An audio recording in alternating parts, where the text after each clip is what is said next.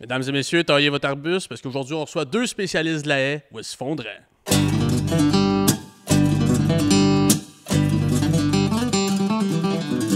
Fondrant remercie ses partenaires. Faneuf Équipement Agricole, c'est une grande famille comptant 8 succursales au Québec. Un partenaire engagé qui vous aidera peu importe l'âge ou la couleur de votre machine. Après tout, c'est votre croissance agricole qui compte. La Société d'agriculture de Saint-Hyacinthe et la récolte des cantons. Fondrant est disponible sur YouTube, Patreon et Spotify pour l'écouter assis tranquillement dans ta voiture ou ton tracteur. Bonne écoute! Salut les gars. Salut. Bonjour. Comment est-ce qu'ils vont encore une fois? Bien. Ça va bien? Ça va bien. Ça va bien? Yes, c'est bon ça. Content de savoir que vous allez bien parce qu'aujourd'hui, on va parler de arbres. Arbre. Le maïs, gros maïs. Non. Non, d'horticulture ornementale, que ça s'appelle. Joli nom. Comment? Joli nom. Joli nom, hein, ouais. Alors, habituellement, c'est Brad qui arrive avec des noms, mais là, je t'ai skippé là-dessus. Là. Ça, tu le mets dans ton sac pareil? Non. Ouais, on va parler de cèdres, de haies, d'arbustes, de... Nos invités vont... Ils vont savoir plus que nous autres. Ouais, je pense que oui, parce que c'est un sujet, pour vrai. L'horticulture, c'est de quoi que je suis vraiment pas habitué de jaser. Familier, exactement. Fait que je suis bien curieux de voir... Ça sert-tu juste à remplacer des clôtures, ça? Ouais, puis de savoir le pourquoi ils ont décidé de se partir là-dedans au lieu de faire de la monoculture. Mettons, ils ont acheté une terre, eux autres, puis savoir comment ils sont venus à ça. Ils ont calculé, qu'est-ce qu'ils ont fait. Ça leur tentait à la base ou c'était de quoi qui les intriguait. Fait que, on reçoit Faire de qui? quoi différent, peut-être? Ouais, peut-être aussi. Fait qu'on reçoit qui aujourd'hui? On va recevoir David et Charles de Arbora. C'est un beau nom en plus. Ouais. Arbora. Ça Inspirant. Ouais, c'était inspirant. Ça donne le goût de les apprendre. Ça donne le goût d'aller acheter un arbre chez eux. Ouais. En plus, c'est tellement de belles places où ils sont, hein, au Ah, pied pour de la vrai, montagne de Saint-Paul. ouais. Là. Beau coucher de soleil. Au coucher de- Non, c'était bon là, non? Ouais, C'est vrai. C'est vrai, Il y a un ça. beau lever de soleil. Ouais, c'est vrai. Non, mais deux gars qui travaillent fort pour s'implanter dans ce domaine-là. Là, Ouais, parce que, deux gars de la relève. Ouais, deux gars de la C'est relève bien agricole. compétitif, ce domaine-là? Et on va lui demander. On va lui demander. Le marché Bonne de question ça. de tout à l'heure, ça. Mets ça On dans, regarde ça. dans ton sac. Donc, nous autres, le soir, on aime ça. Se prendre une petite gorgée de bière. Petite consommation. Ouais, une petite consommation, exact. Fait que là, elle est déjà ouverte. C'est quoi qu'on boit, Dan, aujourd'hui? On va continuer avec les classiques. Je pense que oui. On va boire de la fondrant. Je pense qu'on fait plus de surprise à personne. Là, Non, rendu c'est ça. là. C'est rendu, Après 2 saisons et demie. Là. T'es encore aussi bonne, par exemple. Oui. Eh ouais. Fait qu'on peut se procurer ça à Récolte des Cantons. Ouais. Super de bonne bière. Et courir la chance de voir le beau Ben. La C'est un beau concours. ça. Concours gratuit, même pas besoin de t'inscrire. C'est juste où t'achètes la bière. Ouais, c'est ça. Il apparaît pas. Sinon, il est pas là. Alright, fait que je pense que sans plus tarder, on est prêt à recevoir nos invités. Êtes-vous prêts, les gars? All right. Fait qu'aujourd'hui, on reçoit deux gars qui sont passionnés d'arbres en arbre, tellement qu'ils en ont planté chez eux. Voici David et Charles. Ben, Charles David, bienvenue à notre studio. Merci. Super le fun de vous recevoir, de jaser un peu de quoi qu'on est moins familier, l'horticulture. Oui. Super le fun. Hey, en partant, à chacun votre tour, là, parlez pas en même temps, ça va être un peu spécial, mais j'aimerais ça vous présenter. Charles, si tu veux commencer. Oui. Charles, je suis copropriétaire avec David de la pépinière Arbora à Saint-Paul-d'Abbotsford. C'est une pépinière qu'on a achetée en 2021. En fait, c'était pas une pépinière à la base, c'est une terre agricole qu'on a achetée. Donc, c'est ça, copropriétaire avec David. Ma petite formation en agriculture, j'ai fait l'ITA de Saint-Hyacinthe en génie agricole. Puis j'ai complété ça avec un bac en agronomie végétale à l'Université Laval. Petite formation, très brève. David. Fini l'école. Moi, c'est David Baudry, frère de Charles. Moi, je suis le frère cadet, un an plus jeune. Puis je suis également copropriétaire de l'entreprise pépinière Arbora. Nous, notre formation en agricole, on vient d'une ferme ovine à la base, des moutons. Déjà, c'est pas très commun en Montérégie. On a passé de quelque chose de pas très commun à vraiment pas commun. Puis, c'est ça, dans le fond, on a grandi sur la ferme, on a tout le temps travaillé à la ferme. Et puis, moi, j'ai pas été à l'ITA. Beaucoup de gens pensent que j'ai été à l'ITA, mais je n'ai pas été à l'ITA. J'ai fait mon cégep à Granby en sciences santé en me disant que je sais pas où c'est que je m'en allais. Puis là, j'ai eu le déclic à un moment donné. Moi, c'est à force de vendre de la semence avec mon père. Moi, j'étais au cégep pendant la COVID. Puis je me promenais, je faisais des runs de vente de semences pionniers avec mon père. Puis j'aimais bien ça. Je trouvais assez que le monde agricole, c'est du monde smart, c'était relax, c'était pas stressant. Je voyais ça pas stressant. Puis on dirait que le déclic, c'est vraiment fait là de... Ouais, pas stressant. Aujourd'hui, peut-être un autre regard, là. Mais je regardais ça, puis je trouvais, c'est donc bien un milieu que c'est du bon monde, puis c'est le fun, tout le monde est tout le temps content de te voir, me semble. Puis on dirait que le déclic, c'est vraiment fait là. Je me suis dit, comment je pourrais prendre mes compétences à moi, propres à moi, puis apporter ça à l'agriculture, c'est quoi que j'aime. Puis je me suis en allé en agroéconomie à l'Université Laval, là, qui est... Je finis agronome, mais plus spécialisé vraiment en économie agricole là, à l'Université Laval. Fait que c'est un peu ça mon background. Puis là, aujourd'hui, ben, c'est ça. On s'est lancé en production. En fait, on a commencé quand... Moi, j'étais à ma première année à l'université. Charles était à sa deuxième. Puis c'est à partir de là. C'est long à démarrer une pépinière. Là, donc, on a pu finir l'école. Puis aujourd'hui, on est comme déjà en roulement. Ouais. C'est un bon coup à donner. Je pense qu'il y avait un petit peu de naïveté qu'on parte de ce projet-là quand on était à l'université. Avoir les connaissances qu'on a aujourd'hui, puis connaître tout ce qu'on sait aujourd'hui, je suis pas sûr qu'on le ferait nécessairement, ou ça serait différent, je pense. Ah ouais? Ouais, ben, on s'est lancé là-dedans, on savait pas dans quoi on t'embarquait, on dit go, on y va all-in, puis aujourd'hui, ben, on est dedans, donc on continue, puis on aime vraiment ça, mais c'est sûr que ça Tu prenait de la réalises pas à naïveté. quel point c'est une charge de travail. Tu sais, Oui. tu te dis... Ben nous, on se fait entourer par un mentor. Là. À la base, on a quand même un mentor qui est un pépiniériste, qui lui est en fin de carrière, n'a pas nécessairement de relève. Puis il nous guide à travers tout ce processus-là. Et même lui, peut-être parce que ça fait longtemps qu'il faisait ça, il dit planter des arbres, tu entretiens ça pendant une couple d'années, t'arraches ça, tu vends ça. Mais facile, go! Go! Pourquoi on ferait pas ça? Puis, ben, c'est sûr que comme n'importe quelle production, tu as tout le temps les aléas de la production, là, mais ben, je le ferai encore, mais à 24 ans aujourd'hui, je le commencerai pas. À 19 ans, parce que c'est un processus qui est long à implanter. On est à notre 5e saison cette année, puis on commence à voir les débuts de ce retour sur investissement-là. Tu regardes ça, tu dis à 24-25 ans, est-ce que je me mettrais à planter mon premier arbre en me disant hey, à 30 ans, quand je vais avoir 2-3 enfants, je me mets à rentrer dans le beat. Là, je commence à avoir un salaire, ça veut dire qu'il faut que j'ai un travail à l'extérieur pendant ce temps-là. C'est toute qu'une game. Fait que c'est vraiment un long shot, mettons. Là. Puis pourquoi pas la ferme familiale, mettons? On est 3 gars à la base. On est 4 enfants, on a une sœur aussi. On est 3 à avoir étudié en agriculture. On a, moi qui est le plus vieux. Après ça, il y a David. David puis moi, on se suit d'1 an d'âge. Après ça, il y a notre sœur qui étudie dans un autre domaine, est en administration. Puis il y a notre frère Félix. Fait qu'on était 3 gars à vouloir reprendre... pas nécessairement à vouloir reprendre la ferme, mais à vouloir travailler en agriculture. Puis, ben, on avait une bonne entreprise chez nous, mais qui ne permettait pas de donner des salaires pour les familles. 3 familles, exactement, plus nos parents. Fait qu'on...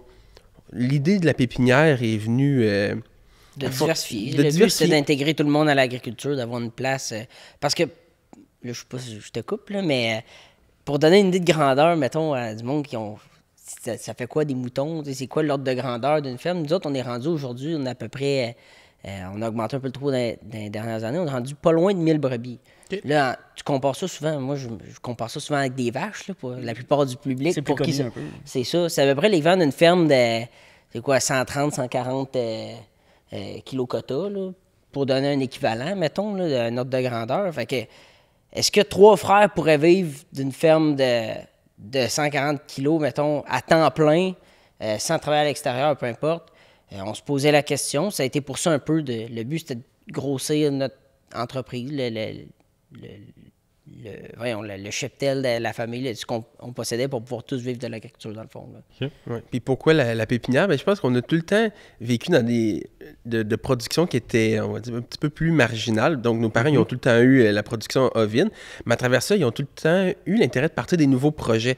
Ben là, à part les cochons qu'on avait aussi à la ferme, nos parents ont été producteurs de pommes de terre pendant plusieurs années. Fait que c'est une autre. On a tout le temps été habitué d'avoir des productions qui étaient diversifiées à la ferme. Puis on connaît pas ça, mais on se lance dedans, puis on va l'apprendre, puis ça va être le fun. Puis même si on fait plus ça aujourd'hui, ben on est bien content de l'avoir fait. Fait que pour nous, une nouvelle production, c'est à force d'en discuter. Puis notre mentor d'aujourd'hui, il connaissait notre père. C'est comme ça qu'on a été approché par l'idée. Mais pour nous, une nouvelle production, ça faisait juste du sens. On s'est pas dit, on va tripler la grosseur de la ferme pour donner de la place à tout le monde. On s'est dit, bon, on va juste trouver une autre idée, puis ça va faire notre bonheur pareil.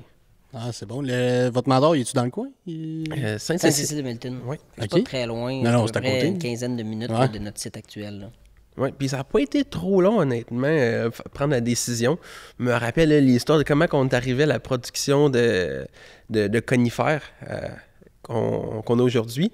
On était à un souper le soir avec nos parents, un vendredi soir, puis on discutait d'options pour pouvoir diversifier l'entreprise. Puis, ben, notre père, il dit « Ah, je connais un monsieur qui a une pépinière avec qui j'ai travaillé dans le temps quand j'étais vendeur de pesticides. » Il dit ah, ça pourrait être intéressant pour vous qu'on aille au moins le voir. La première fois, je suis allé seulement avec mes parents. David n'était pas là cette fois-là.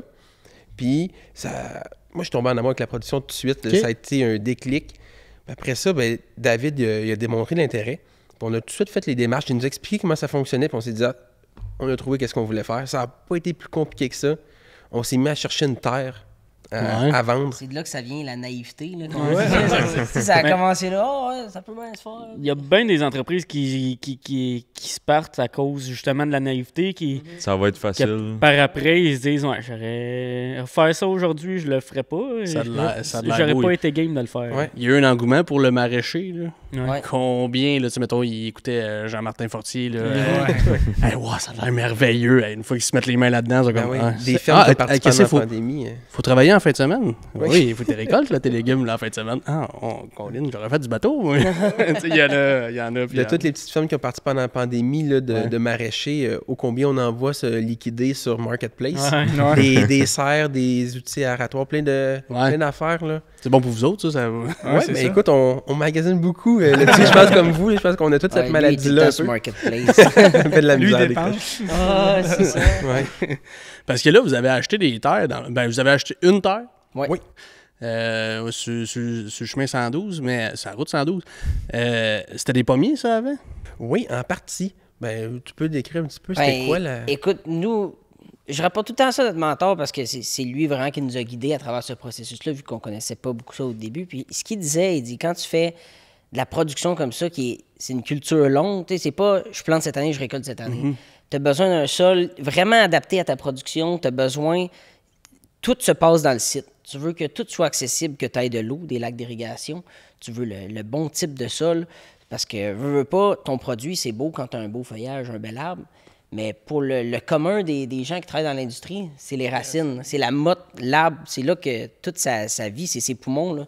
Fait que si tu pars avec une prise parce que tu n'as pas le bon sol, c'est pas adapté ton site, tu pars déjà avec une prise. Puis on était déjà sur, justement, la 112, comme tu dis. Ça nous apportait une belle visibilité, là, parce qu'à part la 10, dans le coin, c'est pas mal là qu'il y a le plus de trafic. Fait que pour nous, à long terme, dans une production qui n'est pas comme le porc, Normal, le lait, mettons, que- de notre Dans une région. bâtisse. ben, le fait que la plupart des productions agricoles, souvent, tu vas à une agence, t'as pas... Ben, il y a des productions comme les pommes, par exemple, tu fais ta mise en marché, mais il y a beaucoup de productions agricoles que t'as pas besoin d'être nécessairement bon vendeur pour vendre ta récolte, tandis que dans une production comme l'horticole, tout passe par ton image de marque. Tout passe par la réputation que tu as, ton produit, ton logo. Donc, si t'es pas connu, le monde, ils sauront pas que tu en vends des arbres. Là. Fait que pour nous, c'était important d'être sur un site qui apporte déjà une belle visibilité de base. Fait que tous ces éléments-là étaient bien faits, bien situés. Puis on le voit, là, c'est un lieu super propice à la production horticole. Au pied de Saint-Paul, il y a 4 pépinières. Là. On n'est pas les seuls. Puis, pourquoi pas garder les pommiers? Je sais que vous avez peut-être une vision, mettons, de... On l'a fait ça. 1 an. Ok. On l'a cultivé 1 an quand on a acheté du propriétaire. Ben lui, il aimait bien ça, la pommiculture. Puis il y avait un beau verger. Puis quand on est arrivé, on l'a racheté. Lui avait taillé, parce qu'on l'a acheté durant l'hiver, lui avait déjà tout taillé le verger. Donc pour nous, de continuer à le cultiver, c'était pas trop compliqué parce que la job qui était pas le fun, puis qu'on connaissait pas de tailler le verger, était déjà faite. Fait que nous autres, on s'est dit, on pine le tracteur sur l'arroseuse, on va arroser pendant un été de temps. La naïveté. Naïveté. Ça, la naïveté. On va arroser ça, puis on va récolter des pommes à l'automne, on va vendre ça, merci, bonsoir. Ça s'est pas tout à fait déroulé comme ça. Puis, ben, des arrosages, t'en fais pas rien qu'un ou deux Oh no. durant l'été, c'est tout le les temps. jours. Ouais. Puis pendant cet été-là qu'on a acheté, David est allé faire un stage sur une pépinière au BC. Fait que je me suis retrouvé tout seul tout l'été avec notre première plantation d'arbres. J'avais pas quoi faire. Ah, Puis wow. il y avait tous les arrosages à faire dans le verger. C'était pas si grand que ça, c'est 6 hectares, je crois. À peu près. Sous toute réserve, là. Pas gros. Puis, c'est ça, pas gros. Mais arrosé quand même tout seul, avec une job que j'avais temps plein pour Synagri dans le temps. Fait que là, j'arrosais par les soirs puis par les fins de semaine. Puis moi, une fois qui m'a bien marqué, là, qui m'a enlevé le goût de faire de la pomiculture, là, c'était la Saint-Jean. Puis moi, j'étais descendu chez des amis à Saint-Guillaume. Puis on a vu une soirée de Saint-Jean, comme on peut le connaître. Comme les Québécois. Puis juste avant de partir, notre agronome qui suivait le verger, elle a dit « Écoute, tu as un problème d'insectes dans le verger. Demain matin, il faudrait que tu fasses 6 tanks d'arroseuse avant, je sais pas s'il pleuvait ou quelque chose, là, mais avant le plus tôt possible demain matin. Pas pour quelle raison. Mais là, elle me dit ça justement que je parte pour la Saint-Jean. Je dis « OK, c'est bon. » Moi, je pars pour mon party, tout ça. Puis là, je calcule ça, quelle heure qui est rendu dans la soirée. Je dis, d'après moi, je suis mieux de pas dormir. Fait que je suis parti pendant la nuit de là-bas. Je suis redescendu à Saint-Paul. J'ai piné le tracteur sur la roseuse. J'ai fait 6 heures d'arrosage, bien brûlé. Puis après ça, je suis allé me coucher pour le restant de la journée. Puis j'ai dit, plus jamais. Plus jamais. Ouais. Fait qu'on a quand même fait la cueillette des pommes à l'automne. Pendant qu'on était à l'université. Ça, c'était une autre affaire. Ah, On ouais, ok. revenait, là, on À était Québec? à Québec, on redescendait les fins de semaine. Notre père gérait ça avec notre oncle pendant la semaine, gérer des cueilleurs, gérer les problèmes de « Ah, ben eux, ils cueillent juste le bas des arbres, les pognes faciles, ils pognent pas le top des arbres. » Puis c'est rendu assez dur, là, trouver des gens, là, cueillir les pommes. Là. Oui. Ouais. Puis nous, on avait des vieux arbres, des gros standards. Là, Pas des petits, ouais. c'est ça, pas des petits nains que c'est facile, c'est accessible. Là, tu te bats à travers les branches. C'est sa dernière marche de l'échelle à essayer de cueillir les pommes. Ouais, chambranlante. C'était pas... C'est pas parfait. Tu sais, l'ancien propriétaire était bien content de dire « Moi, mon verger, il a 60 ans. » Ben, c'est ça. ça À vient chaque avec coup de vent, il y en avait un qui lâchait. Là. Tu sais, les arbres étaient creux.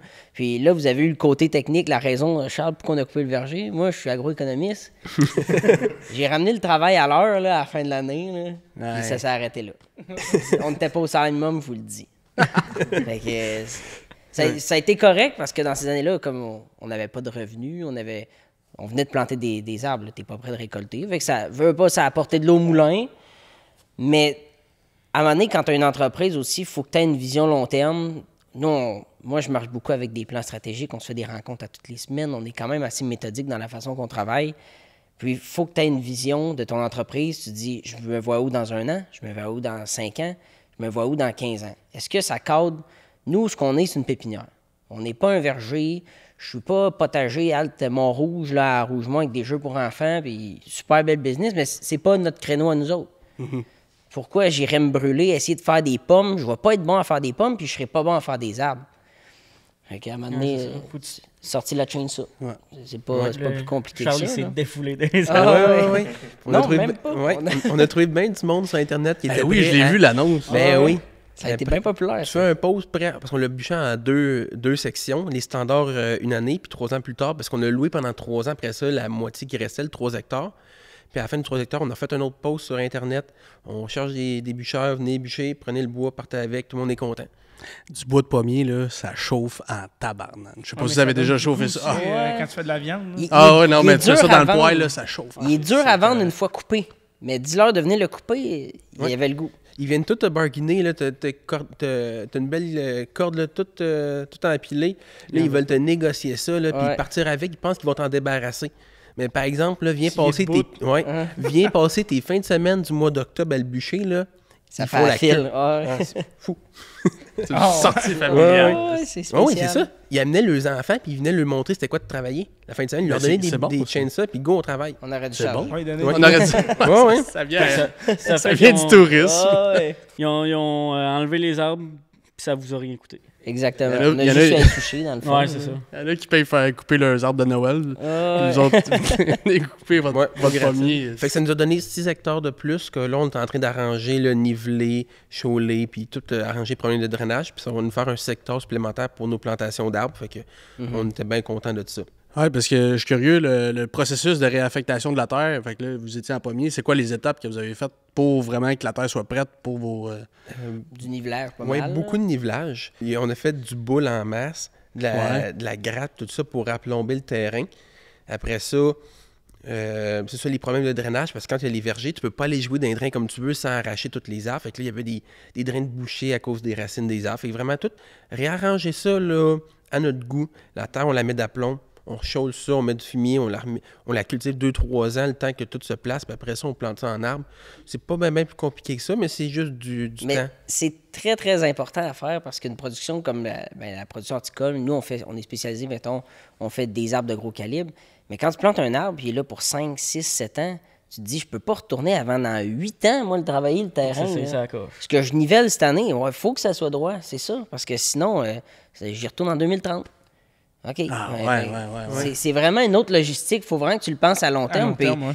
tu te dis, c'est une dépense de le niveler. Ouais, mais moi, si je vends chaque arbre à 250$, puis j'ai un rond il y en a juste 100 qui meurent, là, c'est vite remboursé ton problème de drainage. Là. Il faut que tu le vois vraiment à long terme. Là. On s'en est rendu compte assez vite. Les premiers champs qu'on a nivelés, quand on l'a racheté, on a planté tout de suite, puis on a fait niveler. Puis il y avait des grosses baissières qui ont rapporté beaucoup de terre, puis ça leur foulait avec le temps. Puis là, ça fait plein des cuvettes d'eau, puis ces arbres-là, notre champ, à place d'être bien égal, à chaque fois, tu peux faire une vue aérienne avec le drone, là, puis à chaque place où il y avait une cuvette, tu la vois encore parce que les arbres, ils suivent la cuvette. Parce qu'il y a une accumulation d'eau, puis ça fait pas égal. Puis après ça, quand tu viens pour récolter tes arbres, tu les arraches. Tu peux pas descendre une rangée au complet. Parce que là, tu veux récolter du 6 pieds, mettons.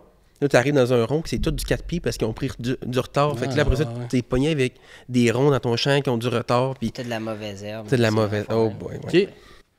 Il n'y a aucun un équipement là, qui est adapté. C'est ça, le traitement de ça. Vous faites Ouais. quoi, là? On a un tracteur surélevé. OK. On a une ancienne machine à tabac. Là. On l'utilise en ce moment, mais il y a On du modifie. rapiessage. Hein. Ouais. Une chose qu'on est quand même habile de nos mains pour pour modifier toi. des équipements. Chacun son domaine. Ouais, chacun son domaine, exactement. On adapte, on trouve qu'est-ce qu'on peut, on le modifie comme on pense que ça devrait aller, puis on y va avec ça, on essaie-erreur, parce que la première année, on n'avait rien. On n'a pas pensé à arroser, nous autres. On a planté ça, puis on a laissé ça de même. Il faut comprendre que c'était une terre où il faisait du maïs sucré avant, fait que c'est pas du maïs conventionnel, il n'y avait pas de Roundup. Fait que la pression de mauvaise herbe, il y en avait.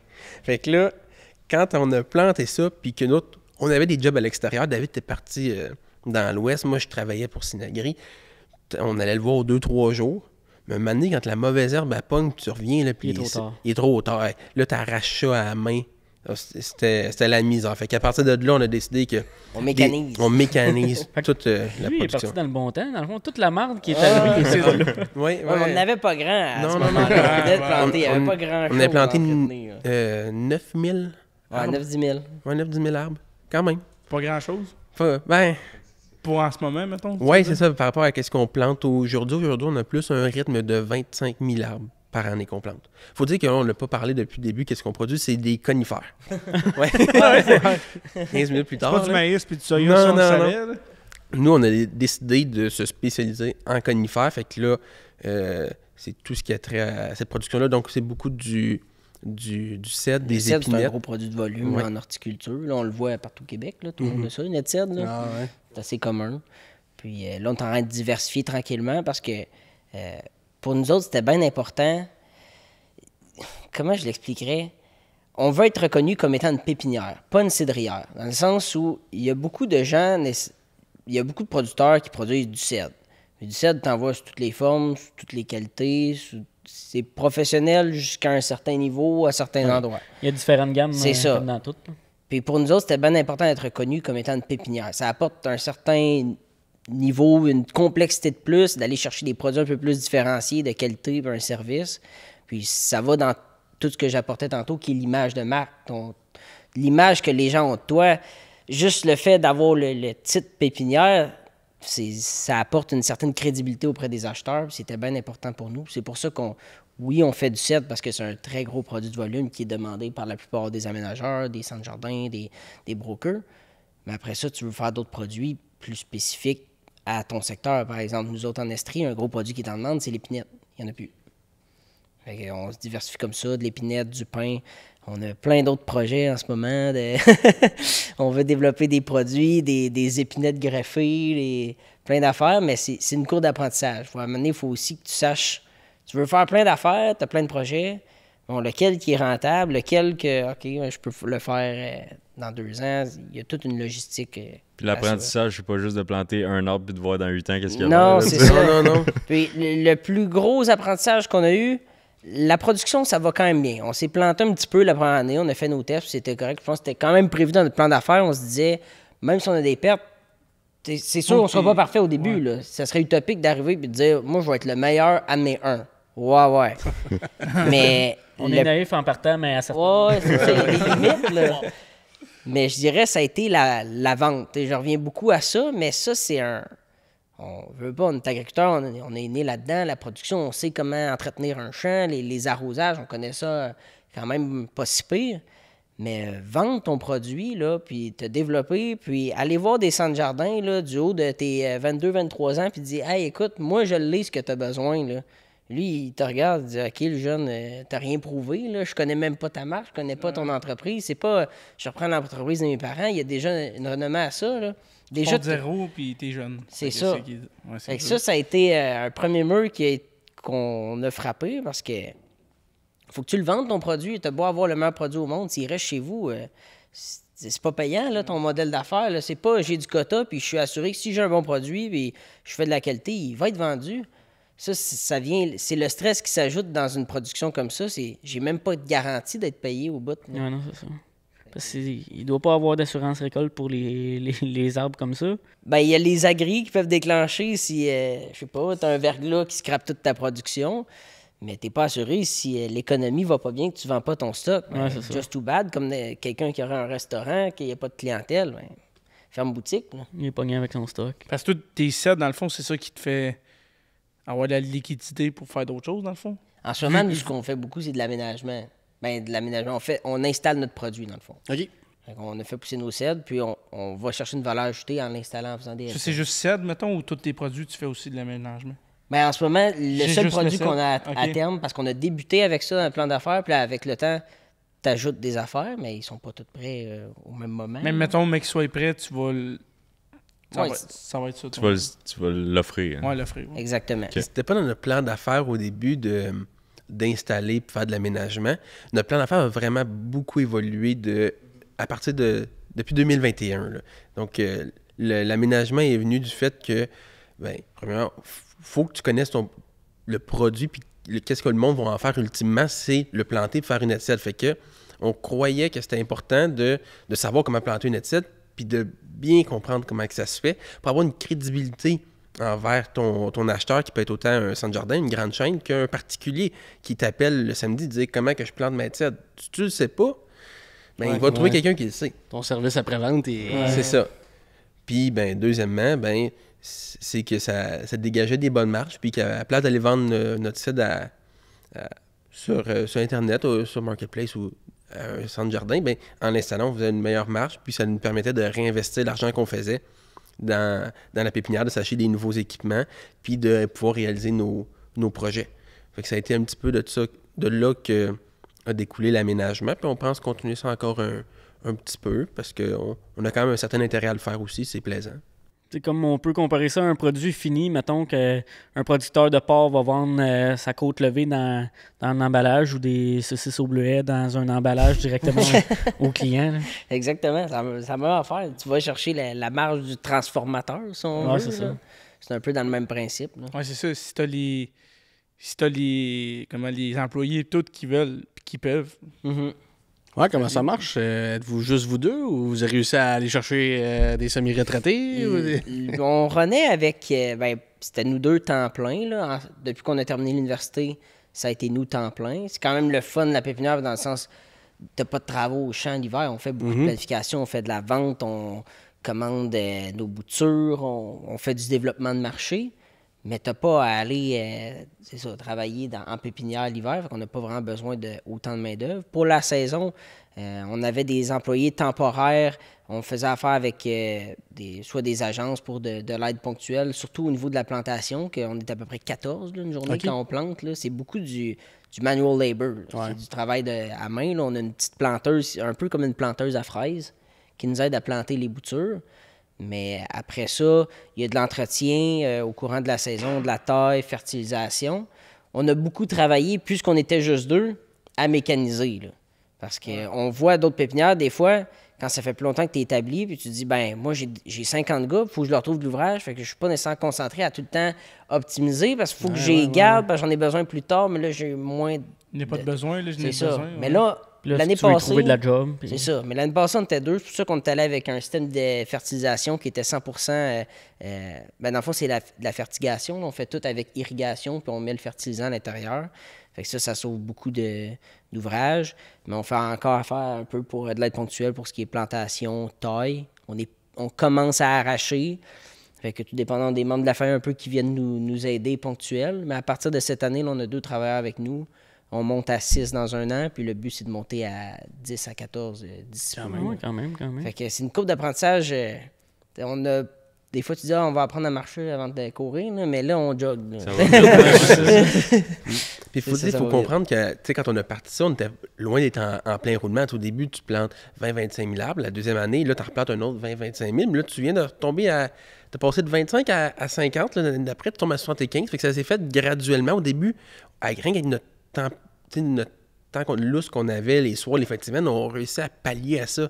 Mais l'année passée, je pense qu'on a pogné un mur là, à 2, là, à faire l'entretien on était quoi, à 75 000 arbres qu'on avait à entretenir à 2 dans le champ, plus les livraisons, plus le paysagement, les arrosages et tout, la fertilisation, l'irrigation. Tu vas faire tes cotations chez les clients les soirs parce qu'ils ne peuvent pas le jour. Tu t'étires l'élastique jusqu'à un niveau où tu te dis, OK, là, je suis peu efficace à tout faire tout seul. Puis t'es pas le meilleur dans tout. Ouais, c'est ça. Donc, à un moment donné, ça te prend du monde avec toi. Tu comptes des trous, mettons, là, puis t'es pas efficace. C'est quoi le cycle de production de ça? Vous plantez... T'as dit que tu commandais ça des boutures, ça vient de... C'est fait en serre, quoi? Oui, bien... En fait, là, on commence à faire expliquer un petit peu nos rôles à la pépinière. Tu sais, David est beaucoup dans le bureau. Moi, je m'occupe plus de la production en chef. C'est plus moi qui est capable de répondre à ces questions-là.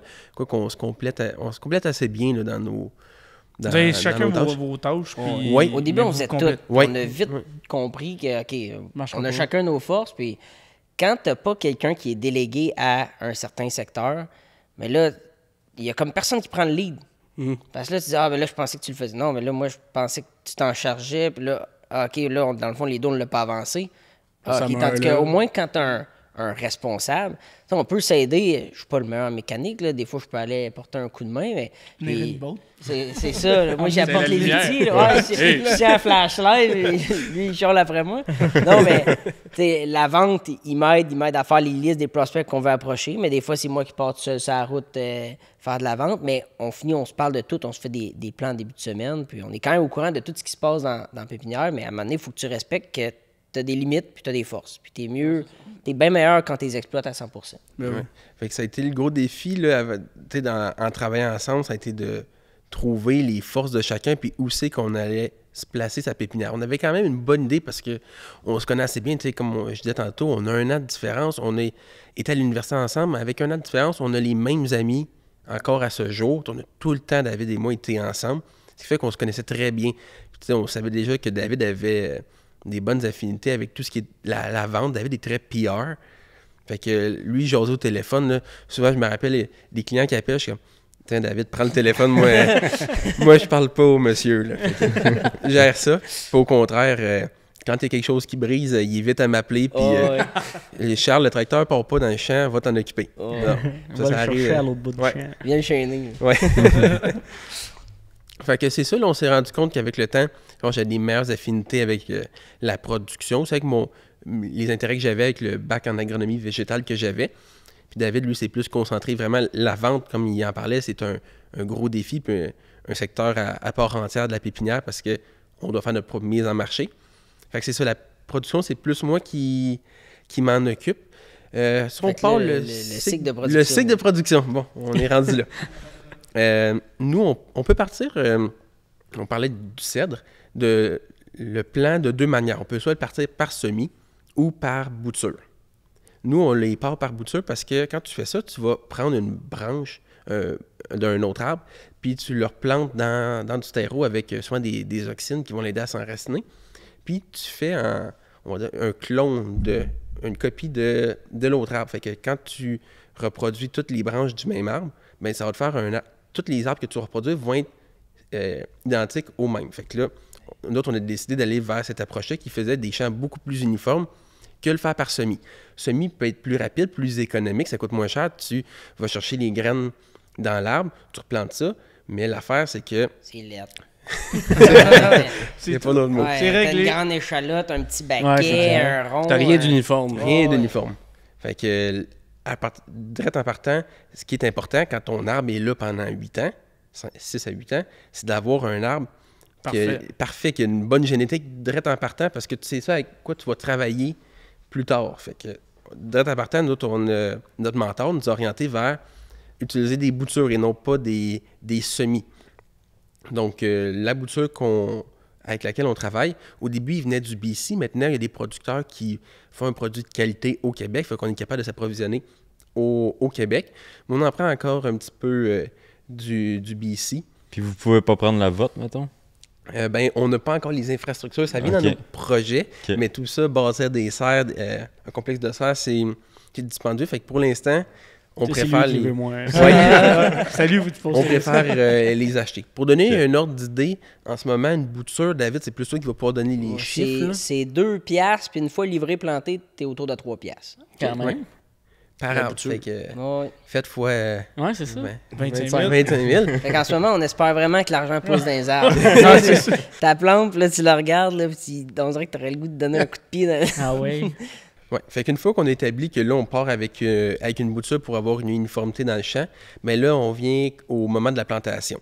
Donc, pour ce qui est de la plantation, on a une planteuse qui est une planteuse à fraises modifiée. On l'a achetée neuve avec des subventions. Puis on a fait modifier le socle pour que ça puisse prendre une bouture dans un pot de 4 pouces. Donc, tous nos arbres arrivent dans des pots de 4 pouces qu'on transplante au champ à raison d'un espacement de 36 pouces entre les rangs et 40 pouces sur le rang. Un pot de 4 pouces, là, c'est à peu près une petite affaire plus petite que les verres bleus que là, pour donner une idée de grandeur, là, la racine. Là. Puis on les plante en quinconce de façon à ce que si on les mettait un à côté de l'autre, bien, ils vont se toucher plus rapidement que s'ils sont tous décalés. Là. Fait qu'on plante ça en quinconce dans le champ. On fait 10 rangées aux 3 pieds. On fait un chemin. On part 10 rangées. Fait que ça vous donne un petit peu l'idée du pattern que ça peut donner dans le champ. L'idée des chemins, c'est qu'après ça, quand on vient pour les arracher, s'ils ne sont pas tous égaux, on est capable d'aller par le chemin, de rentrer sur les côtés, puis commencer à arracher ces côtés, puis pas juste par les bouts de champ, puis aller vers le centre du champ. Fait que c'est un petit peu ça la logique lors de la plantation. Après ça, quand on plante, la planteuse est montée avec un système de dérouleur pour du drip tape. C'est des tuyaux suintants qu'on met dans le sol, puis on va irriguer au goutte à goutte. Un des gros défis qu'on a en agriculture, c'est la disponibilité de l'eau. Encore plus à Saint-Paul avec le manque d'eau qu'il y a même pour la municipalité. Donc, de l'eau, on n'en a pas à plus savoir quoi en faire. Fait qu'il fallait utiliser cette ressource-là qui était très limitée. Fait qu'on est allé vers un système de drip tape qui nous permet d'avoir des plus petites pompes, puis de mettre notre engrais directement aux racines. Donc, on limitait les coûts en fertilisant, puis en grosseur d'équipement qu'on avait besoin, puis en grosseur de lac aussi. Fait qu'on était capable d'optimiser avec ce système-là au maximum ce qu'on avait sur le site. Donc, à partir de là, on est capable aussi de faire la fertilisation. On peut fertiliser 25 000 arbres en une journée. Donc, ça va assez vite. Même pas 4 heures. Ouais. Ça va vraiment vite. On fait 2-3 heures dans une section, on change de section, puis c'est ça, tu es capable d'aller faire d'autres choses. Tu vas partir, tu changes les valves de section, il irrigue 5000 arbres, tu s'en vas faire d'autres choses, tu reviens, un autre 5000 arbres, puis ça va assez vite, là, de même. Puis envoyer l'engrais directement aux racines comme ça permet de densifier tes racines. Quand tu arrives à arracher un arbre, il y a une belle motte, c'est fasciculé, il y a beaucoup de racines, puis ça fait que quand tu l'arraches, il y a un bien meilleur taux de survie lors de la transplantation. Ouais. Puis ça, c'est ça. Les professionnels de l'industrie qui connaissent ça, ils voient, ça c'est un autre plus quand tu arrives pour vendre ton produit. C'est beau, ça se tient bien. Fait que il y a beaucoup d'avantages à utiliser ça, là. Puis s'il y a toute sa bouffe à côté des racines, mais il n'y a pas à faire des racines énormes. Puis l'affaire, quand tu vas venir pour arracher, tu as moins de chances qu'il y ait développé des racines latérales qui allaient partout. Puis là, quand tu arrives avec ton arracheur, tu coupes ces racines-là. Là, ça fait un gros stress. Puis là, il cherche les racines, sont rendues où? Puis là, il y a bien plus de chances d'avoir un stress de transplantation puis de mourir. Puis là, que tu dois remplacer l'arbre si tu veux l'installer. Fait que pour nous, on voyait un plus aussi à ça. Donc, pour la plantation, c'est pas mal ça.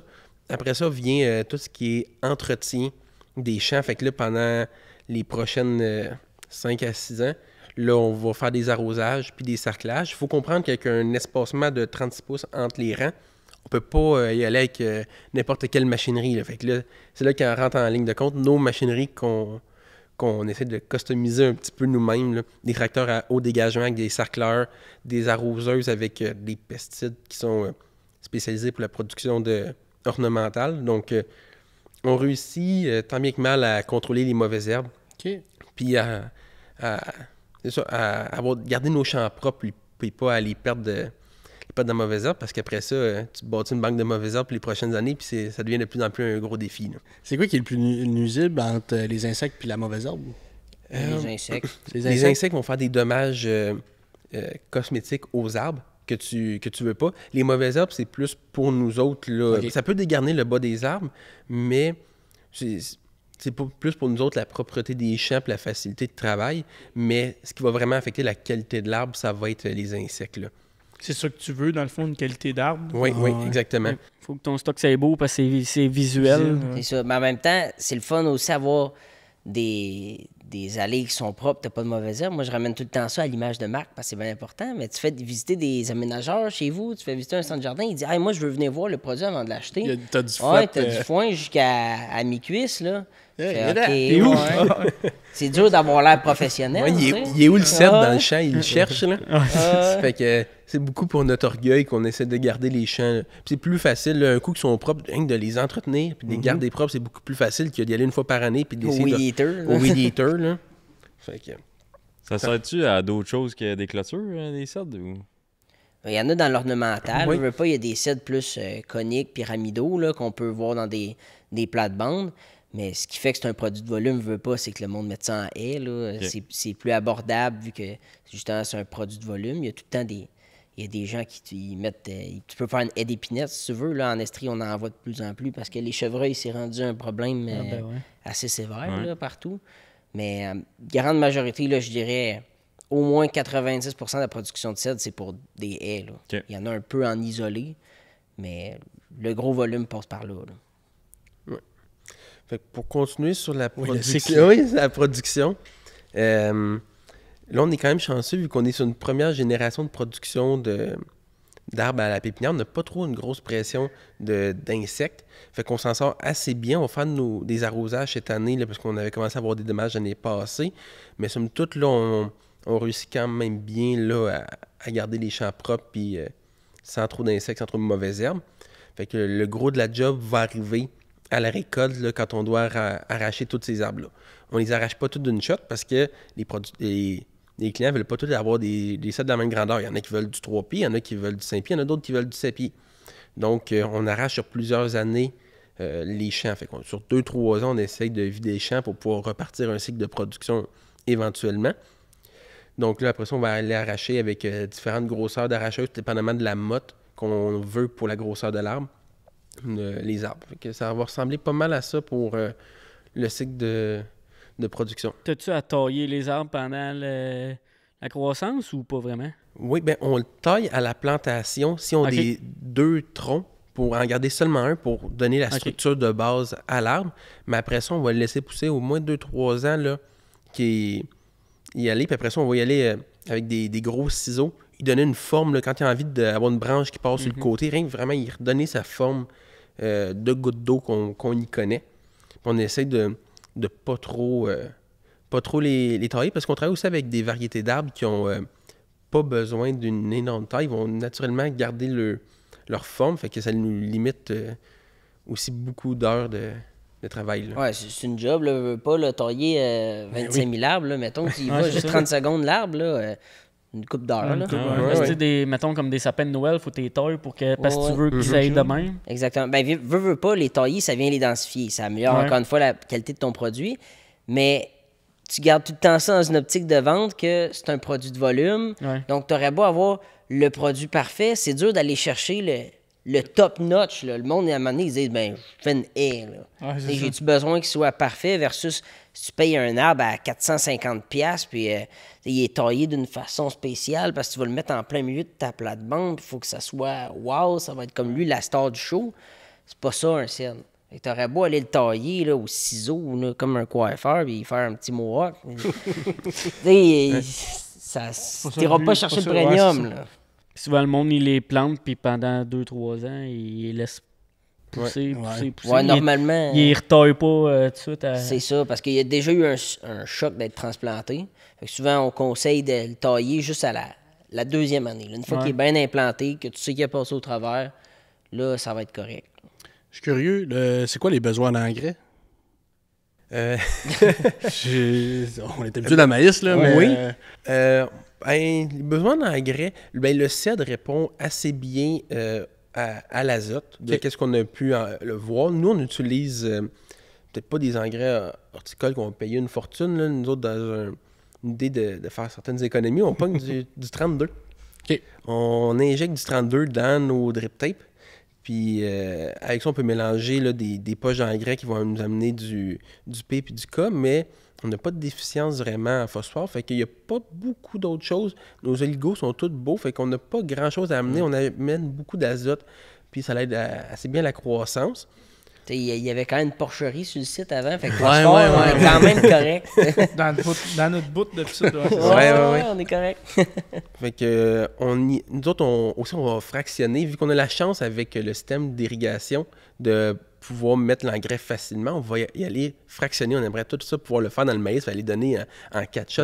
Quand le maïs en a besoin, nous, on a quand même la chance avec le set de pouvoir le faire. Donc, on va y aller 4 fois à raison de 50 unités d'azote de la fois. Okay. Donc, on donne à peu près 200 unités. Comme du maïs, quasiment. Oui. Mais il faut savoir, dans la production horticole, il y a quoi au Québec? Je pourrais même pas dire il y a combien de pépinières, mais il n'y en a pas tant que ça. Il y en a 30, 40, quand même des assez grosses pépinières. Il y a pas, c'est pas comme, mettons, dans le lait ou dans le poulet, tu as un protocole, puis donne ça, fais ça. Ouais, c'est ça. Puis c'est sûr, ça marche. L'expertise. C'est ça. Nous, on se fie beaucoup à ce que notre mentor nous enseignait. On fait quand même encore nos tests. Puis, est-ce que juste 175 unités d'azote, ça fonctionnerait? Ou 250, je vais mesurer, puis je vois qu'il y a un petit plus. On est encore quand même en apprentissage. Nous, on trouve que ça répond super bien. Puis, comme Charles disait, avoir la possibilité d'y aller tout le temps par petits bouts comme ça, c'est fantastique. Ouais. Là, tu peux tout le temps y redonner un petit kick. Puis avec les saisons qu'on a qui allongent de plus en plus, on va chercher quand même de la croissance. Puis si tu vas chercher 10 cm de plus sur ton arbre par année, tu sauves une année sur ta rotation. Fait que c'est tous des tests qu'on fait là, en ce moment. Avez-vous un objectif de grandeur ou c'est le plus haut qui est mieux que c'est? On est encore jeune. Tu parles la pépinière ou Oui, les oui, arbres? oui. La hauteur, moi, la hauteur, c'est fini. J'ai tapé 5 et 6. Non, mais de l'arbre, là, mettons. Là, Ça va y aller. Nous, de manière rendue à 8-9 pieds, là, c'est parce que plus tu grossis l'arbre, plus tu dois faire une grosse motte pour quand tu l'envoies. Fait que maintenant, c'est de la facilité de manipuler les arbres. Là, quand tu es rendu avec une motte de 30 pouces, puis que l'arbre, il pèse 300 livres, là, maintenant, je pense que c'est pas mal là la limite. Mais c'est c'est le marché oui. aussi. C'est ce que le marché veut prendre. Okay. Là. Dans les années de la COVID, là, tout le monde avait de l'argent, tout le monde avait ça dans sa cour arrière. Il n'y en avait pas de limite. J'ai mon voisin, je suis tanné de le voir en bedaine le matin là, avec sa bière. Là, puis... Le matin, avec sa bière. Ouais, ben je sais pas. Moi, la COVID, là, c'est ça. j'avoue. Il a peut-être passé la nuit de bout, mais il n'y en avait pas de limite. C'était-tu Charles qui revenait? Il revenait de la Saint-Jean. Il venait de finir sa teigne d'arroseuse. Puis tu parles de grandeur, de grosseur de... C'est ça que t'as dit? Pas là? la hauteur. Non, pas la hauteur, mais la... La grosseur de motte, là. Non, mais pas la motte, mettons, mais la... Combien, mettons, voulais-tu grossir, mettons, de la grosseur de la pépinière en termes l'entreprise, de... La beauté, je dirais, en horticulture, c'est pas nécessairement comme... je comparais à la grande culture, que si tu veux faire plus, ça te prend plus d'ancrage. Il y a quand même façon de grossir de l'intérieur, de concentrer ta production. Il y a beaucoup de façons d'optimiser. Souvent, on dit, nous autres, on est à peu près 15 ans en retard sur l'Ouest canadien. Okay. Eux, ils disent tout le temps qu'ils sont 15 ans en retard sur l'Europe. On a encore des croûtes à manger. Il y a façon d'être vraiment plus efficace dans notre production, d'être plus concentré. Puis nous autres, en ce moment, je pense que c'est 65 acres à peu près qu'on a en production. Ouais. Puis on serait peut-être capable, je sais pas, moi, dans le futur, si on avait plein de technologies et d'autres façons de produire, on pourrait-tu faire 3 fois le même revenu avec le même ancrage? Il y a beaucoup de façons de diversifier. Tu peux faire différents produits que tu as une meilleure marge. Ça dépend comment tu vois ça. Je veux-tu cultiver plus grand ou juste avoir un meilleur revenu à la fin de l'année avec la même superficie? Il y a façon de faire autant d'ouvrages. Hein? Juste plus d'ouvrages sur 60 autres. Comme tu dis, tu achètes tes boutures, tu disais? Oui. Mais là, tu voudrais-tu, mettons, comme tout à l'heure, les serres, c'est un autre coup, là, mais peut-être faire tout de A à Z, peut-être? On n'est pas fermé à l'idée. On a plein de projets. Comme David parlait, faire des épinettes greffées, on est des gars assez techniques, on aime ça les défis. Puis quand on voit quelque chose qui se fait pas beaucoup au Québec puis qui demande une certaine connaissance, ben ça nous allume. On se dit, il y a peut-être quelque chose à faire. Donc on commence, on fait des tests dans la maison, on s'est fait une mini-serre, puis là on développe des petits trucs. Puis dans la maison, dans la chambre de l'enfant que vous n'avez pas. C'est ça, c'est notre bébé en ce moment.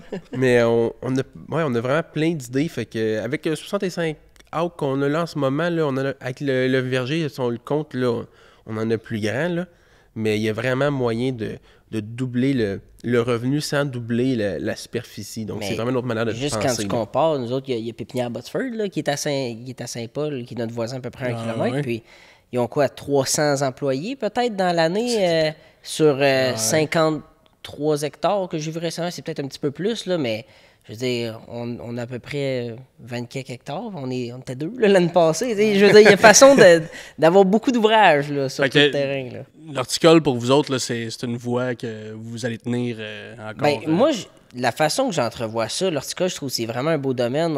De plus en plus, c'est sensibilisé, planter des arbres, tu te promènes partout, une nouvelle construction. Tu vois, ça arrive sud, là, construire un nouveau Costco, là, il faut qu'il y ait 1500 arbres dans ton parking, puis le monde sont sensibilisés à ça. Il y a une grosse demande, les villes se verdissent, tout ça. Je pense que c'est un beau secteur en développement. Il y a 40 ans, on n'était pas là pantoute, là. Mais ça évolue beaucoup, comme n'importe quel secteur agricole. Fait que, est où la limite? Je sais pas. En ce moment, on est jeune, puis on n'a pas d'enfants, puis on se dit, on peut en faire plus. Et tu sais, à un moment donné qu'on va faire, c'est saturé, puis s'il y en a qui veulent faire plus, ça va être nos enfants. Puis, c'est bien compétitif comme marché? Ça dépend, c'est volatile, là, ça dépend des années. On compare à COVID, tout le monde, si tu avais eu 2 fois plus de stock, tu l'aurais probablement vendu. Cette année, là, tu vois les meilleurs vendeurs, ceux qui sont peut-être moins opportunistes sur le marché. C'est dur aussi pour nous autres de comparer. On est assez nouveaux dans le secteur. Pour nous autres, ça a été quand même bien, somme toute, là, dans les dernières années, ce qu'on a développé. Mais on ne se le cachera pas, toutes les parts de marché qu'on est allé chercher, on les a probablement volées à d'autres personnes parce qu'il n'y en avait pas des nouvelles. Là. Okay. C'était la même tape quand tu as pris une bouchée à quelqu'un. C'est ça, mais comme n'importe quoi, il y a des hauts, des bas. Moi, je pense que, peu importe avec ce qu'on entend de Trump, la guerre en Ukraine, il y aura tout le temps une raison de quelque chose, quelque part, qui n'est pas bien, là. Mais, somme toute, ça a été un peu plus lent dans les dernières années dans le secteur horticole. Là, je pense que ça reprend de plus belle.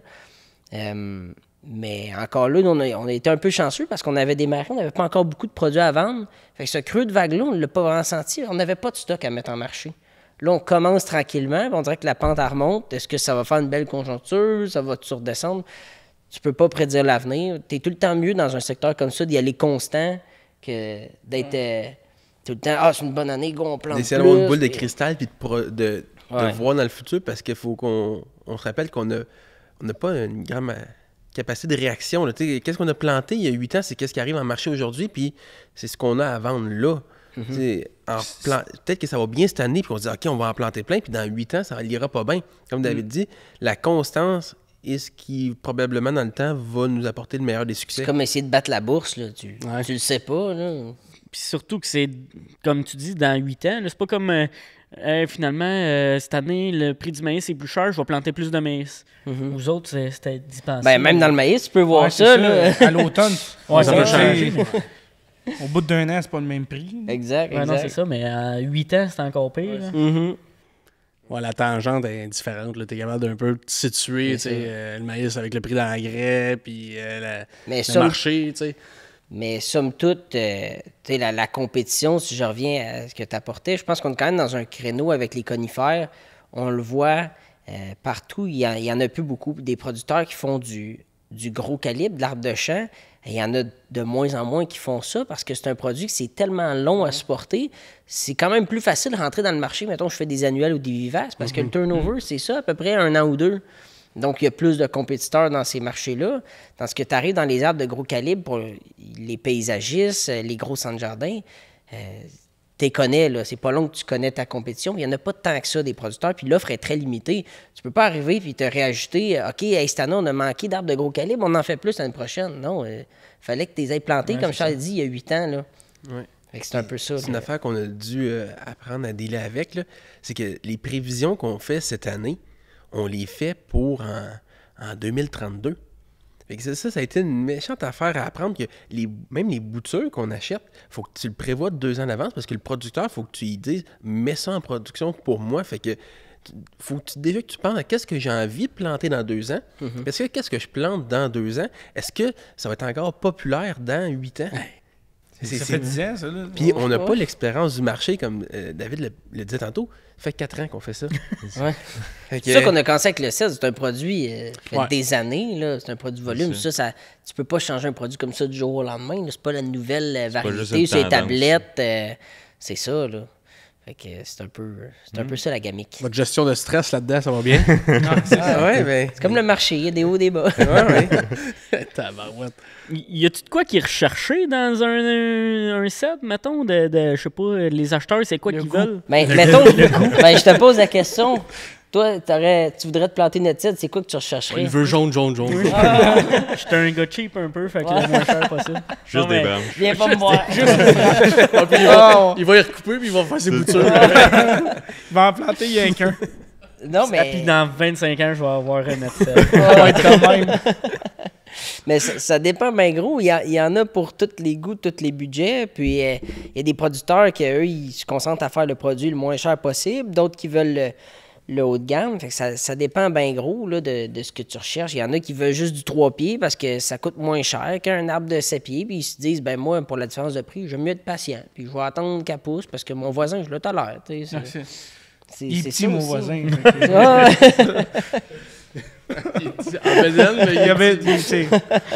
On le voit pas tout nu. Ouais, c'est ça. Il porte un speedo, fait qu'à 4 pieds, je suis correct. Je le vois à Beden, mais dans 5 ans... Mais la couleur, il recherche la couleur, tu sais quoi? Ou c'est ça, assez vert. Ouais, ça, je sais. C'est assez vert. Ils veulent-tu un vert foncé ou c'est dans variété? Je te dirais que qu'est-ce qu'on commence à voir qu'ils recherchent plus, là, c'est pas trop d'entretien. On voit ça, les headsets là, chez nos grands-parents, là, des headsets qui sont rendus, qui font 8 pieds de large, puis tu perds le contrôle, c'est pas long. Ou 20 pieds de large, comme chez nous. Ouais. Du stock sans entretien, là, puis on le voit, on a des amis qui ont un centre jardin, là, puis qu'est-ce qui est bien populaire, là, c'est quand ils font de l'aménagement, là, des plates-bandes puis des plantes sans entretien. Ça, là, c'est la grosse mode en ce moment. Fait que il y a des cèdres qui ont tendance à moins pousser large, à rester beaucoup plus circonscrit à l'endroit où est-ce que tu vas le planter. Donc ça, c'est assez populaire, là. Il va s'en aller en hauteur, mettons? Oui, puis il ne cherchera pas à pousser en largeur. Fait qu'il y a bien des adeptes de ces variétés-là. Donc ça, pour répondre à ta question, c'est un assez bon vendeur, puis ce produit-là gagne à être connu. Et justement, la plus jeune génération qui, eux autres, n'ont pas envie de passer leurs étés dans le cours à tailler le headset, à s'occuper de le jardin, tout ça. Là. Ils veulent de quoi de simple, puis de beau, puis de vert. Okay. Mais petit scoop pour vous autres, ça n'existe pas des plantes, pas d'entretien. Ben, c'est ça. Tant qu'à ça. Le monde, il cherche ça, tu te fais conseiller, mais cool du ciment. Ça prend moins d'entretien. Ouais, c'est ça. Du gazon synthétique puis du un beau mur de ciment. On voit ça beaucoup, là, des plantes en plastique. Là. On pourrait faire des headsets en plastique. Mettez-vous des engrais foliaires ou c'est vraiment juste...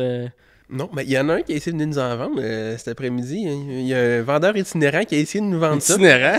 Ouais, un vendeur qui se promène des rangs, là, qui essayait de nous vendre ça comme un produit miracle, puis il arrivait avec aucune statistique, pas de photo, puis il disait que ça allait révolutionner, puis que si je ne savais pas que ce produit-là existait, parce que quelqu'un qui avait trouvé ce produit-là puis qu'il n'en parlait pas parce qu'il voulait garder le secret pour lui. Fait que c'est pour ça. Tu en Vous as avez acheté, pas ou- acheté ça. Non, ben, C'était le deal du siècle. je vais laisser les autres faire le prof. Quand ça va se rendre dans mes oreilles, Ouais, c'est ça. peut-être que Nous, on aime là, le data chez nous. Ouais, On aime ouais. le data. il n'y arrivait pas de chiffre à rien. Vous êtes plus naïf, c'est ça que vous dites? Ah, on a appris. Un peu moins. Mais- T'appelles ton voisin. C'est parce tu qu'il dis- disait, écoute pas tes agronomes. Et les autres, là, ils comprennent pas ça. Là. Il faut que tu le vois, il faut que tu l'essayes, puis tu vas te convaincre. Ça, On ça est m'a 4 pas agronomes chez nous. Ouais, ça nous a pas convaincus. Fait que, Mais donne-moi-en une cruche, là. ouais, on mais va c'était l'essayer. le coût d'application. Ben, ça revenait quand même à 50$ de l'autre là, pour Pour de quoi que l'appliquer. tu sais pas c'est quoi. Ouais, pour de quoi que tu sais pas c'est quoi.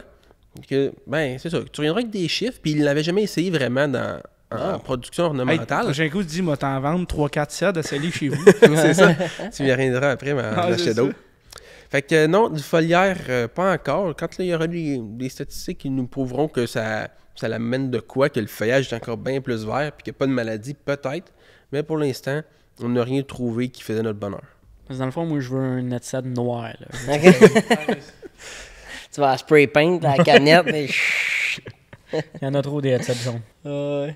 Votre mise en marché, mettons, c'est comment? Vous avez-tu un site? Ça va être plus David, je pense qu'il va pouvoir répondre à ces questions-là. Toi qui se promène en pick-up, qui cogne à chaque porte. On en a fait des Ouais. accroche-portes sans farce. Il là, dit mais- on n'a jamais vendu ça, mais on sait que ça marche. Ça a l'air que ça marche. C'est moi le vendeur itinérant là, chez nous. Mais c'est spécial la mise en marché parce qu'il faut vraiment que tu te mettes. Ben là, moi, je lève mon chapeau au vendeur parce qu'aller cogner à des portes, faire des cold calls, c'est tout qu'une job de moine, là, pareil. Là, parce que quand on a commencé ça, je fais un peu l'historique de ça, mais tu te promènes, tu connais personne. Là, on est nouveau dans un secteur que tu n'as aucune connaissance. Là. Tu vas cogner un centre jardin, puis tu te dis « Hey, salut, je me présente, blablabla, voici mon produit. » Ah ouais, OK, un autre gars qui fait des cèdres. Un autre. Donne-moi ta carte. Oh, puis- j'ai pas de carte. Mais c'est tout ça. Il faut que tu te fasses un logo, Ouais, tu te ouais. fasses des cartes, un site Internet, la pancarte sur le bord du chemin. C'est vraiment plus énergivore que de produire. Le bout de facile, là, avec le temps, tu te rends compte, c'est de produire le stock. Ouais, c'est lui qui a... C'est pas stressant. C'est quoi? C'est 2 mois par année? Non. Puis il n'y a personne qui nous le montre. À l'université, on n'a pas appris à faire ça, du marketing, puis comment Ah, vendre ouais. ton produit, puis le différencier des autres. Fait que ça, on l'a vraiment appris là, sur le tas. Puis c'était pas facile au début. Non, mais il y a des coachs là, sur Facebook. Ah ouais, on font paye ça, la toi, ça. formation. 10 000 puis, piastres par année, tu vas voir, tu vas toutes les vendre. Lui, il sort avec la fille qui fait les unboxings, c'est ça? En tout cas. Les premières années, tu vas cogner aux portes. Ouais, j'ai des certes à vendre dans 8 ans. Ils préparent déjà. Ouais. Mais ça, c'est une autre affaire aussi, arriver pendant un produit, puis où t'as pas nécessairement tous les calibres. C'est sûr que nous autres, ce qui nous aide, c'est qu'on fait affaire avec notre mentor, qui lui a encore un inventaire. Fait ça nous permet de distribuer des cèdres à son nom, puis de développer notre marché comme ça. Puis après ça, la mise en marché, c'est qui ton client? Bien, c'est sûr que quand tu démarres, c'est à peu près tout le monde. Ce soit, on est allé voir des centres jardins, on est allé voir des gros distributeurs qui vendent du pavé puis du stock pour les aménageurs paysagers. Tu contactes directement des aménageurs paysagers parce qu'il y en a qui ne veulent pas aller voir le broker. On vend au détail. Avec le temps, ça va probablement se concentrer. Je pense que pour nous autres, le détail, l'installation, c'est intéressant parce que ça apporte un bon cash flow au début. Mais c'est une toute autre logistique, organisation que de vendre à un aménageur puis un centre jardin. C'est des demandes complètement différentes. Il va t'acheter 3 heures, il va te parler de son chien pendant 2 heures. Ouais. C'est autre chose à faire. Mais au début où tu le fais. C'est ça. T'es bien content qu'il arrive et dit « Je veux 3 heures. » Yes, sûr. Là. Mais c'est peut-être un créneau là, à mener. Ça revient tout le temps au plan stratégique. Il faut que tu saches c'est où que tu veux t'en aller avec ton entreprise. Là. C'est pour ça qu'on a bûché les pommiers. C'est pour ça que probablement dans le futur, on va se reconcentrer avec la clientèle qu'on veut choisir. Quand tu démarres, tu n'as pas le luxe de dire non, moi je te veux pas comme client. Mais peut-être que c'est quelque chose qui va arriver dans le futur. Là. Mais tu veux tester le marché aussi en même temps. C'est ça, il faut que tu te fasses une idée de c'est quoi que le monde veut. C'est un peu comme ça qu'on avait commencé l'installation. Tu veux voir tout l'envers de la médaille. Okay, le consommateur, lui, quand il vient acheter ça, comment il se sent, okay, c'est quoi les questions qu'il te pose, le gars qui le fait installer chez lui ou la madame, ben, OK, lui, c'est telle préoccupation qu'il a. L'aménageur, c'est d'autres préoccupations, puis le centre jardin, c'est d'autres préoccupations.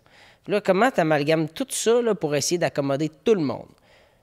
Ouais. Ça, c'est la job à David. Ouais, c'est ça. Puis, Beaucoup de téléphones. Ah ouais, c'est sûr. Mais mettons, c'est sûr qu'il doit y avoir un enjeu de livraison puis de temps, mais l'exportation, y a-tu un marché, mettons, aux États? Y a-tu de quoi? Oui. Ben, Surtout, nous, c'est un site, là. Ouais, ben, ça fait 3 ans, nous autres, qu'on va au salon horticole Mans à Baltimore, qui est le plus gros salon horticole en Amérique du Nord. Ça dure à peu près, c'est 3 jours, là, mais tu y vas pendant une semaine. Là. Il y a une journée avant, une journée après, les events, les 5 à 7, tout ça. Puis là, cette année, on avait fait un kiosque avec notre mentor. On est allé l'accompagner là-bas pour développer un marché aux États-Unis parce que c'est quand même intéressant pour nous autres d'aller exporter. Là. En ce moment, je pense que c'est à 66, 68 cents dans la pièce là, avec les Américains.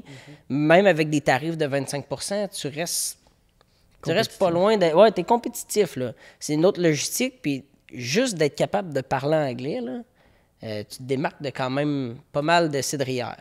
Pas des pépinières, mais des cidrières. Fait que c'est toi qui parles en anglais. Ben, les deux. Les deux, mais on David, parle anglais, mais... David a une facilité à parler avec le monde qui est très appréciée dans notre entreprise, surtout par moi.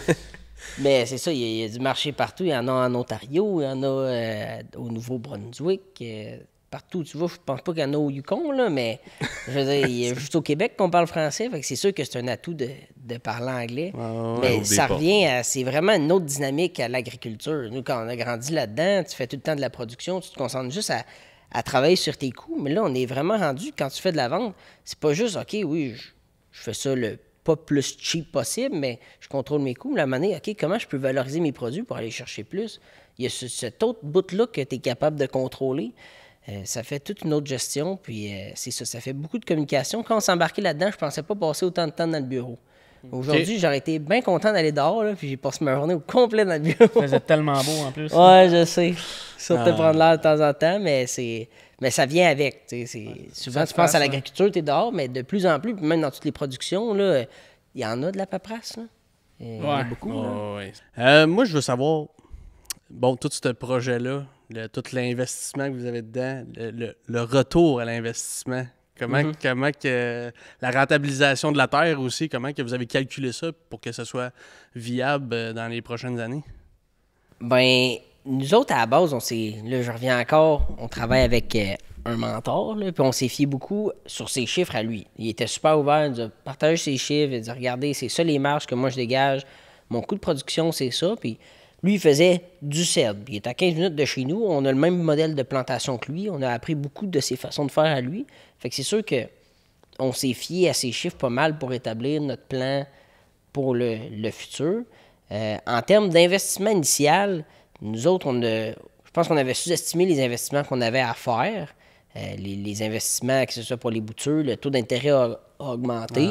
C'est sûr, dans le temps, on avait fait un bon coup. On s'était booké notre taux d'intérêt pendant 15 ans avec FAC pendant la COVID, quand les taux étaient bas. Fait que ça nous donne quand même beaucoup de... Combien? Belle Non, je vais faire des jaloux. Non.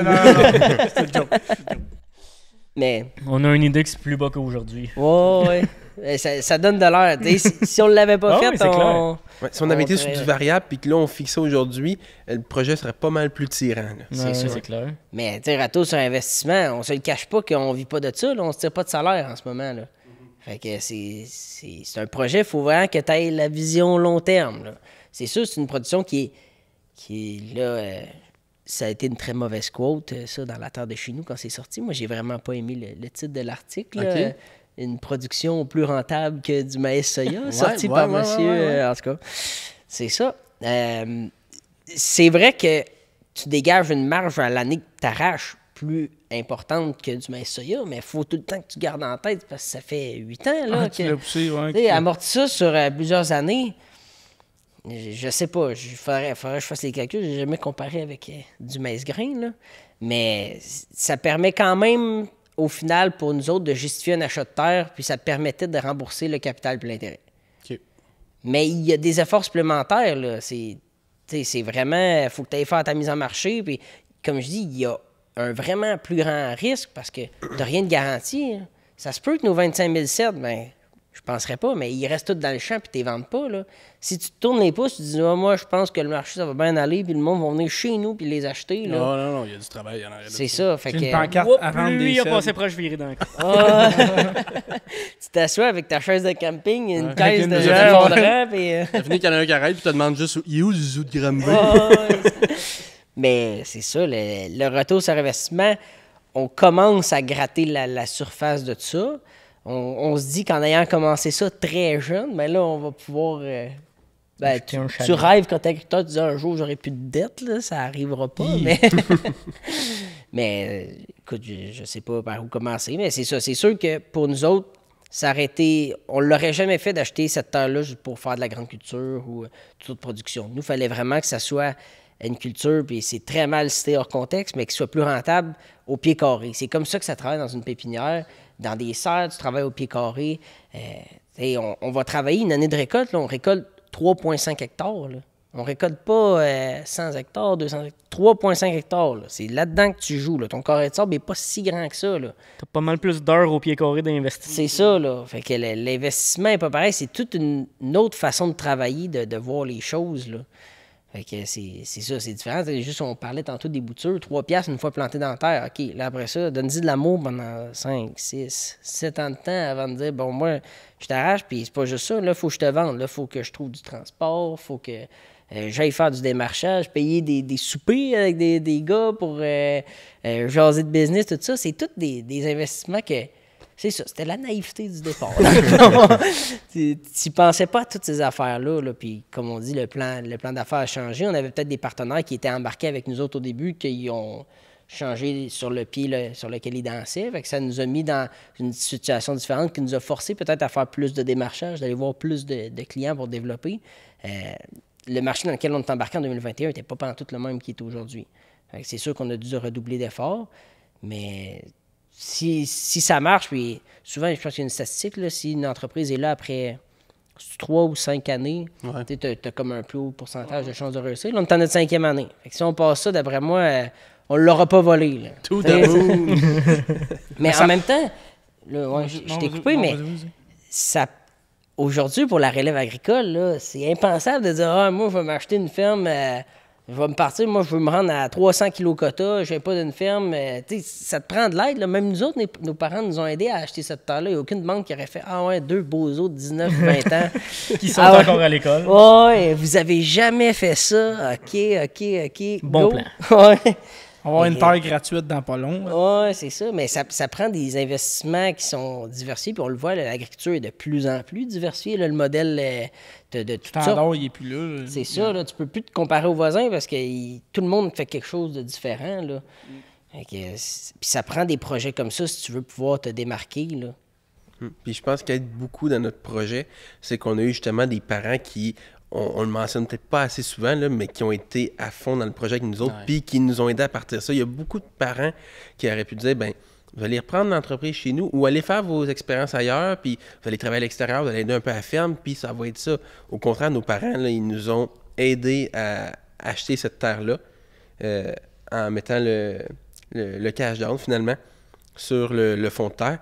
Puis ce qui a été le plus gros plus qu'on voit pas partout, c'est que nos parents nous ont laissé lousse là-dedans. Ils ont dit, on est là en support, on va quand même mettre un petit guide rien pour être sûr que vous ne dérapez pas. Mais nos parents, je pense qu'ils avaient assez fait une bonne job de nous apprendre comment être des entrepreneurs, qu'ils ne nous ont pas barré, puis ils nous ont pas dit, OK, on va tout vous dire quoi faire. Ils nous ont lâché là-dedans, puis ils ont dit, on croit en vous, on vous a assez bien élevé, qu'on est confiant que vous allez réussir dans votre projet.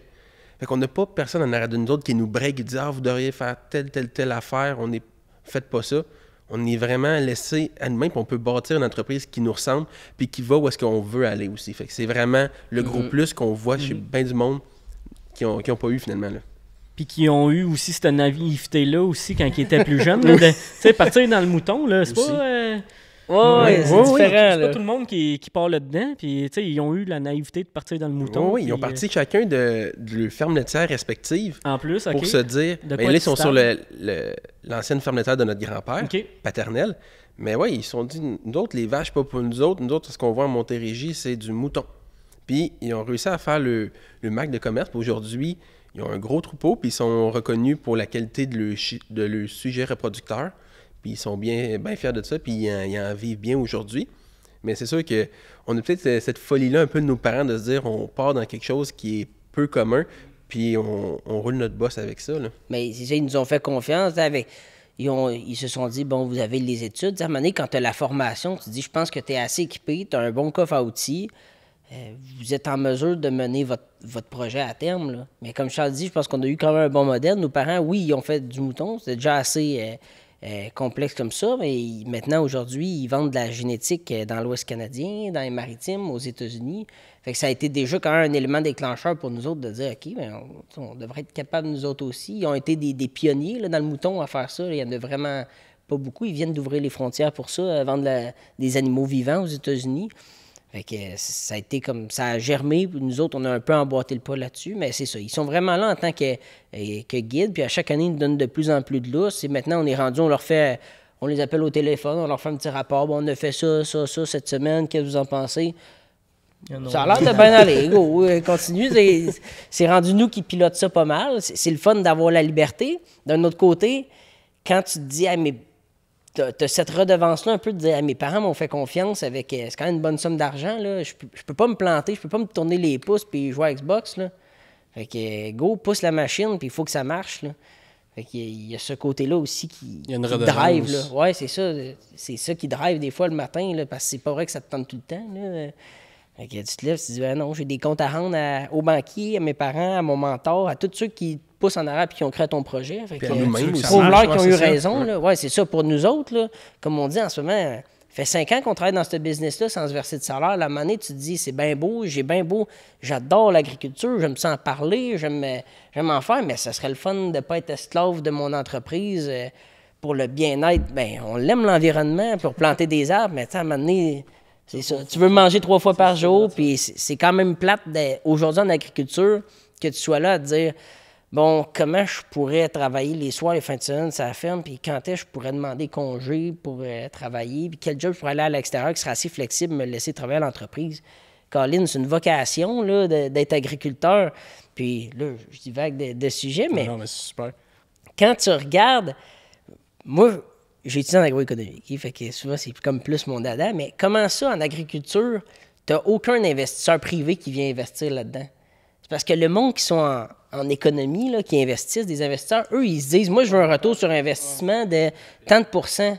J'aurai jamais ça avec ton projet, peu importe que tu sois sous gestion de l'offre, tu fasses de la patate, des pommes, de l'horticulture, j'irai pas investir dans ton projet, je ne verrai pas cet argent-là au même rendement que je pourrais le mettre à vendre des cossins sur Shopify puis sur Amazon. Là. Ben, c'est ça pareil. C'est fou, c'est débile. Fait que c'est plate qu'on en soit là. À qui tu demandes à quelqu'un, hey, prête-moi tant d'argent, mais tu vas juste l'avoir dans 25 ans. C'est ça.